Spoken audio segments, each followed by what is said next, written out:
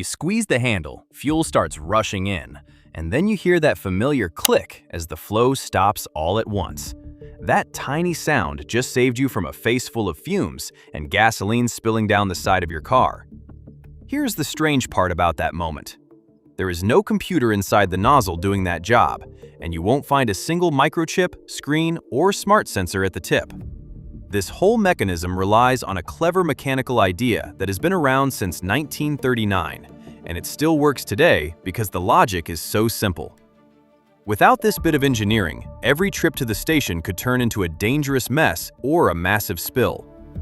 To understand why your driveway isn't covered in gas, we need to take this nozzle apart and see the hidden logic hiding inside. We use these pumps every week, but almost nobody stops to ask the big question of how the nozzle actually knows your tank is full. It feels like the handle is making a conscious decision when you hear that click, and the lever kicks back against your hand. It is easy to assume there must be an electric sensor involved, or maybe the pump is just counting the gallons. But that isn't what is happening at all. The thing is, the nozzle has no idea how much fuel is actually in your tank. It doesn't read a digital number or weigh the handle to check for back pressure, because it is actually watching something much simpler. This solution goes back to 1939, when a man named Richard Corson came up with the early version of this automatic shutoff system. By 1957, the first automatic hold-open latch and shutoff valve earned approval from safety groups, which helped make self-service fueling much safer for everyone.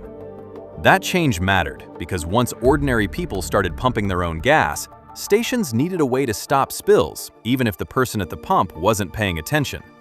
The stakes were high because without this mechanism, fuel would just rise up and spread across the pavement. Wasted fuel creates slippery ground and a massive fire risk. Yet the fix for all of this is almost tiny enough to miss. The secret is a hole so small you have probably never noticed it, sitting right near the tip of the nozzle. That tiny opening is part of a hidden air path, and once we follow that path, the whole mystery starts to make sense. To see how it works, we need to look at the physics of something very small. Right near the end of the nozzle, positioned exactly where the fuel exits, you will find a tiny sensing hole that is very easy to miss. This small opening might look insignificant, but it actually functions as the brain for the entire shutoff system. That hole connects to a thin internal tube that runs up the length of the nozzle and leads back to a clever mechanical trick hidden inside the handle. In simple terms, the nozzle is not actually checking the fuel level directly, but instead it is monitoring whether air is still moving through that tiny opening. Think of a drinking straw for a second. If you dip a straw into a glass of juice and then place your finger firmly over the top, the liquid stays trapped inside the straw. The moment you lift your finger, the juice drops out because air is allowed to push back in. And that same hidden logic is what tells this nozzle exactly what to do. To understand how this works, we need to look at a physical principle called the Venturi effect. Inside the nozzle body, the fuel is forced to pass through a very narrow section, which creates a specific reaction. When a liquid is squeezed through a tighter space like this, it naturally speeds up, and that increase in speed causes the internal pressure to drop significantly. The clever part is that this sudden drop in pressure creates a constant suction. A whistle gives us a great way to visualize how this works. Air rushes through a small, shaped space in a whistle to create a specific result. And in this nozzle, the fuel rushes through a tight space to create a low-pressure spot that pulls on the air tube. While you are filling your tank, the racing fuel creates a vacuum zone that constantly sucks air in through that tiny sensing hole near the tip. As long as that hole remains in the open air, the flow continues without any interruption. Inside the handle, this air path is connected to a flexible sheet known as a diaphragm. You can think of this diaphragm as a small pressure-sensitive door that stays in its original position as long as the air keeps flowing normally. When the diaphragm stays put, the internal valve remains locked open and the fuel keeps flowing into your car. The nozzle is not asking how full the tank is, but is instead asking if it can still pull air through that little hole. This is a remarkably smart way to solve a complex problem without using a single battery, wire, or digital sensor. The system relies entirely on moving fuel, moving air, and a small, flexible part that reacts to changes in pressure. If you enjoy seeing the hidden logic behind machines like this, consider subscribing so we can keep breaking them down together. The whole system is designed to change the very instant that tiny hole gets covered by the rising fuel in your tank. The moment the liquid reaches that hole, air can no longer move through the tube, which causes the pressure inside the nozzle to change almost instantly. This happens so fast that the internal parts react before you even realize the tank is full. Once the fuel covers that tiny hole at the tip, a fast mechanical chain reaction begins. Because air stops moving through the tube, the pressure shift creates a sudden pull on the diaphragm inside the handle. This is where the engineering gets really clever, because the diaphragm does not just nudge the valve shut. Instead, it trips a physical latch. Think of a standard mousetrap that sits waiting under tension until one tiny change triggers a sudden snap. That is exactly how this mechanism feels. One moment the handle is held wide open, and the next moment the latch releases, the valve slams shut, and the handle kicks back against your hand.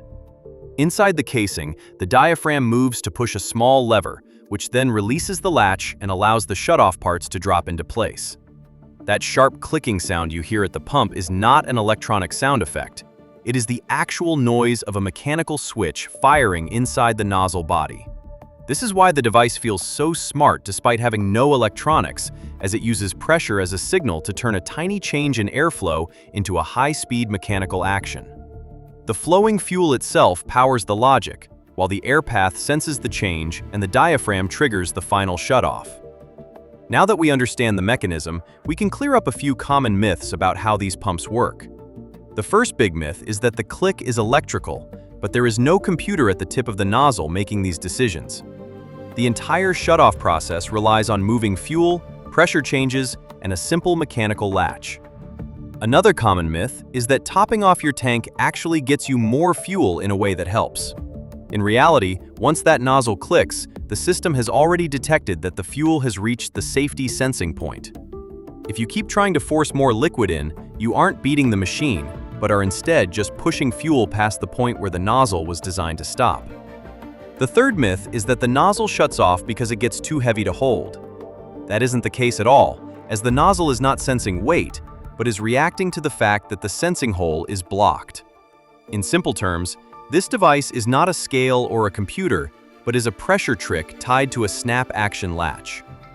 There is one simple rule that comes out of all this engineering logic. When the nozzle clicks, you should stop. That first click means the system is doing exactly what it was built to do, and stopping there keeps the fuel in the tank where it belongs. This prevents gas from ending up on your paint, on the ground, or spilling back out of the filler neck. This is a fantastic piece of engineering that solves a messy and risky problem with a tiny hole and a hidden air tube. Richard Corson came up with the early version of this idea back in 1939, and by 1957, the automatic hold-open latch and shutoff valve were officially approved for use. The basic logic is still used today because it is reliable and effective. Some of the best machines look very simple from the outside, but when we look inside, we find hidden logic doing all the heavy lifting. Every time you hear that click, a clever idea from 1939 just did its job without a battery or a computer. That tiny sound is simple engineering at work, and if you want to see more hidden logic inside the machines you use every day, hit subscribe and share this with someone curious.